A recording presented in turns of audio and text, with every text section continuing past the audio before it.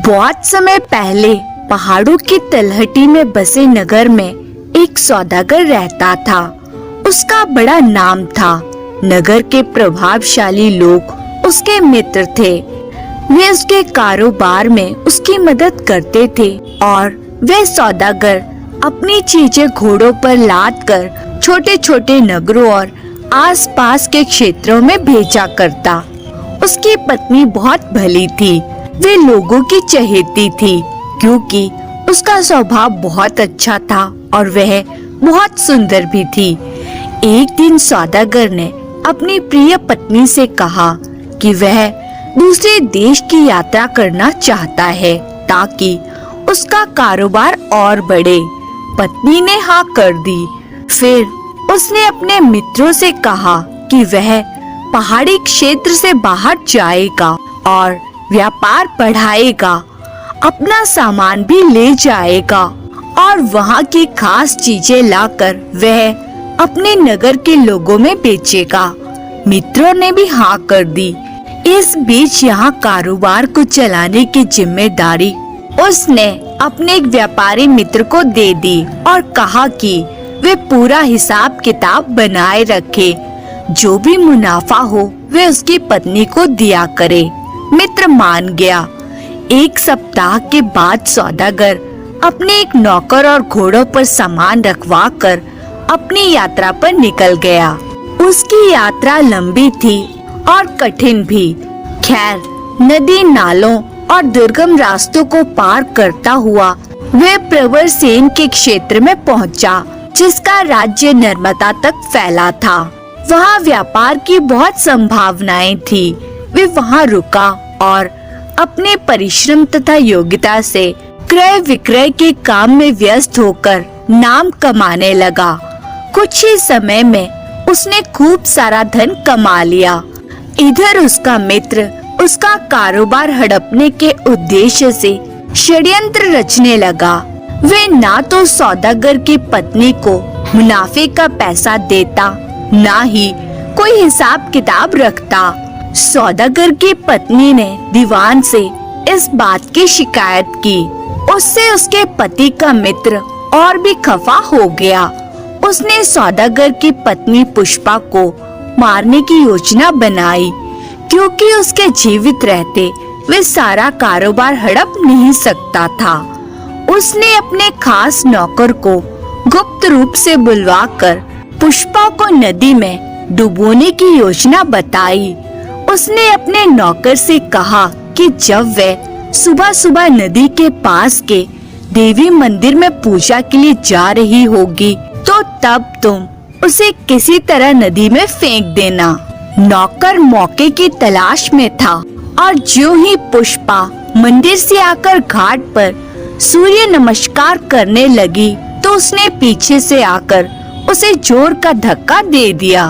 पुष्पा चिल्लाई, पानी में गिरी और पानी के बहाव के साथ बह चली।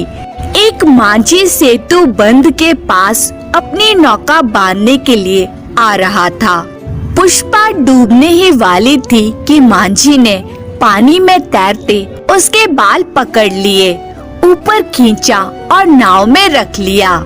शायद पुष्पा के शरीर के अंदर पानी घुस गया था। वे सांस नहीं ले पा रही थी। मांझी ने बेसुध सी महिला को अपने घर की ओर ले जाना चाहा ताकि उसका इलाज करा सके, मगर जब उसके हाथों और गालों में आभूषण देखे तो समझ गया कि यह महिला जरूर किसी धनवान घर की है। पर ये है कौन? इसको बचाना तो होगा। मांझी नाव का चप्पू तेज तेज चलाने लगा और गांव के पास पहुंचते ही उसने नाव किनारे से बांध दी और कंधे पर उठाकर इस महिला को अपनी झोपड़ी में ले गया। अपनी पत्नी को पुकारने लगा। उसकी पत्नी भागती भागती आई। पत्नी ने पूछा, कौन है? किसकी लाश उठा लाए हो? न जाने कौन है, मैंने डूबते देखा। पानी में सिर्फ इसके बाल नजर आ रहे थे। मुश्किल से नाव में खींच पाया। इसका मतलब इसके फेफड़ों में पानी भर गया है, बचेगी नहीं। शायद सांस अभी रुकी नहीं है। दोनों ने मिलकर उसकी गर्दन टेढ़ी करके पानी निकालने की कोशिश की। मांझी की पत्नी महिला के मुंह में सांस देने लगी। पुष्पा पुनर्जीवित सी होने लगी। मांझियों की बस्ती में सब जान गए कि एक डूबती महिला को बचाया गया है। कुछ दिनों में पुष्पा स्वस्थ हो गई।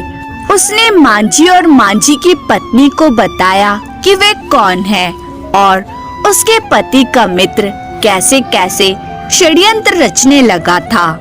इस पर मांझी की पत्नी बोली कि पुष्पा को पति के लौटने तक उनके साथ ही रहना चाहिए। नगर में जाना सुरक्षित नहीं है, इसलिए पुष्पा उनके साथ ही रहने लगी। वे उनका धन्यवाद देती थकती नहीं थी। वे उनके काम में हाथ बटाने लगी। एक दिन पुष्पा झोंपड़ी के बाहर बैठकर गेहूं पीस रही थी कि वहां से गांव का सरदार घोड़े पर जा रहा था। उसने जब पुष्पा का सुंदर रूप देखा तो घोड़े से उतर गया और उसके पास जाकर बोला, तुम यहाँ की तो लगती नहीं हो। हाँ, मैं कहीं दूसरी जगह से आई हूँ। तुमने मांझी से ब्याह किया है क्या? नहीं, तो तुम सरदार की रानी बनोगी। उसने पुष्पा का हाथ पकड़ लिया और घोड़े पर बिठाने लगा। पुष्पा चिल्लाई। अंदर से मांझी की पत्नी बाहर आ गई। वे सरदार के पास आई और बोली, सरदार, इसे छोड़ दीजिए, ये एक भली औरत है। तभी तो ले जा रहा हूँ। ये कहकर सरदार ने घोड़ा भगाया और कुछ ही देर में ओझल हो गया। सरदार का घर छोटी पहाड़ी पर था। उसने पुष्पा को आंगन में बनी एक कोठरी में बंद किया और बाहर से सांकल चढ़ा दी। कल ही तुम्हारे साथ ब्याह करूंगा और फिर अपनी रानी बना के रखूंगा।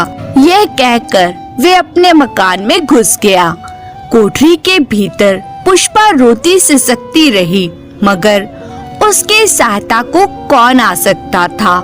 संध्या के समय सरदार की एक सेविका मोटे अनाज की खिचड़ी लेकर आई। पुष्पा ने सोचा, यही मौका है यहाँ से निकलने का।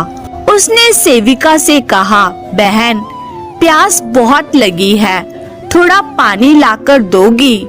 नौकरानी पानी लेने दूसरी तरफ गई तो पुष्पा ने मौका देखकर चुपचाप बिना कोई आहट किए निकलने का रास्ता ढूंढा।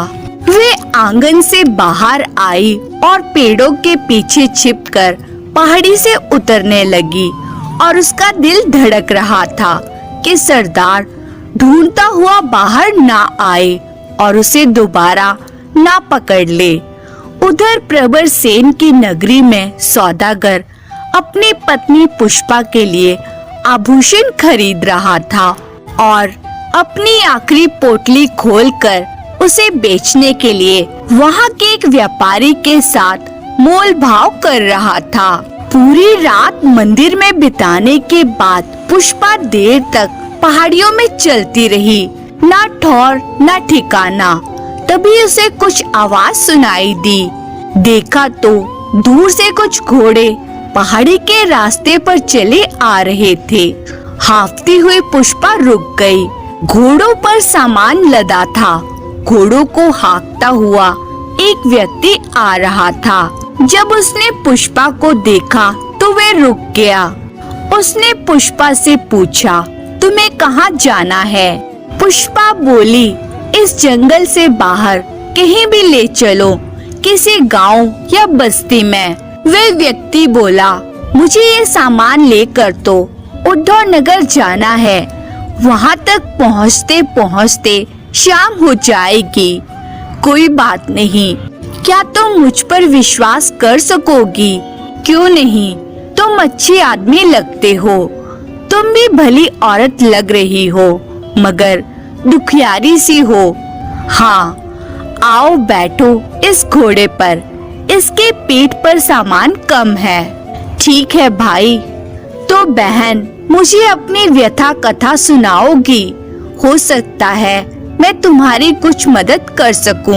पुष्पा घोड़े पर बैठ गई और वे व्यक्ति घोड़े की लगाम पकड़कर पैदल उस संकरे रास्ते पर ध्यान से जा रहा था और उस स्त्री की व्यथा कथा सुन रहा था। बहन, मैं तो उद्धवनगर पहुंचकर सामान उतरवा कर घोड़ों को घुड़शाला में रखूंगा, फिर घोड़े वालों के लिए बने शिविर में सो जाऊंगा। बाकी घुड़सवार भी वहां आकर सो जाते हैं, फिर अगले दिन अपने अपने घरों के लिए चले जाते हैं। उस विश्राम गृह के सिवा वहाँ कोई धर्मशाला नहीं है। वहाँ एक मठ है जहाँ साधु तथा सन्यासी रहते हैं। मैं तुमको वहीं पर छोड़ दूंगा। प्रवर सेन के क्षेत्र से निकलने की तैयारी में जुटा सौदागर बहुत ही उत्सुक था कि उसे अब वापस घर जाना है और अपनी पत्नी से मिलना है।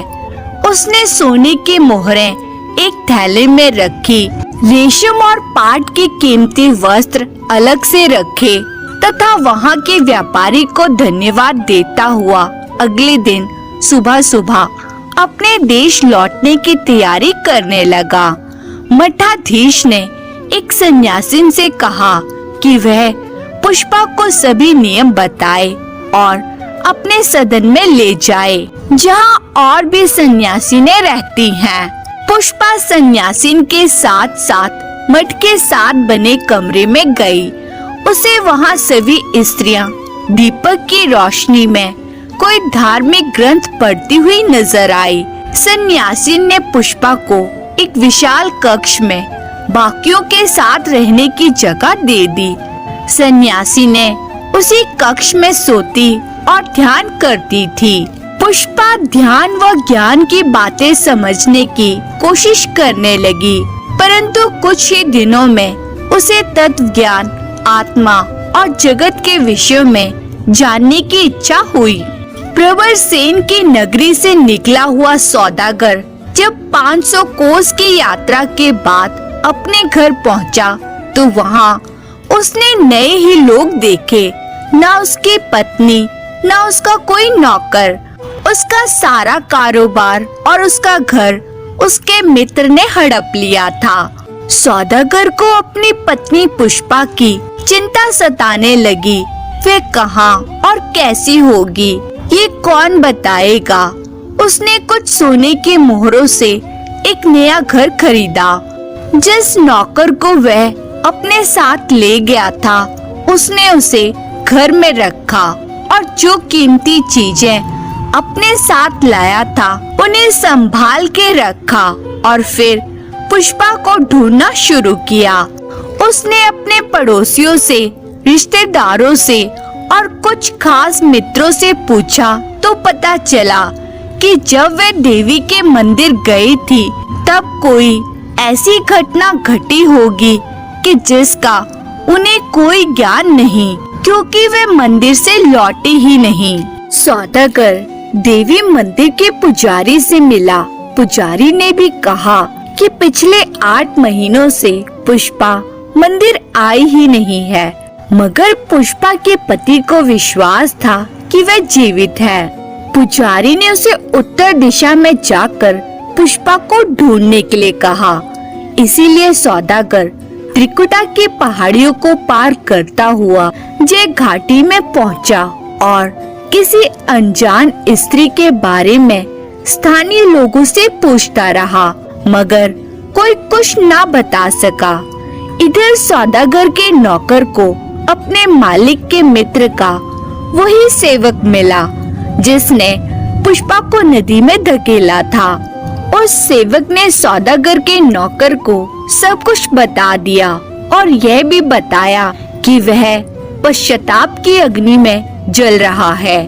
उसे गलानी और अनुताप ने अंदर ही अंदर भस्म कर डाला है, क्योंकि उसने एक निर्दोष स्त्री को बिना कारण अपने लालची मालिक के कहने पर नदी में डुबोया था।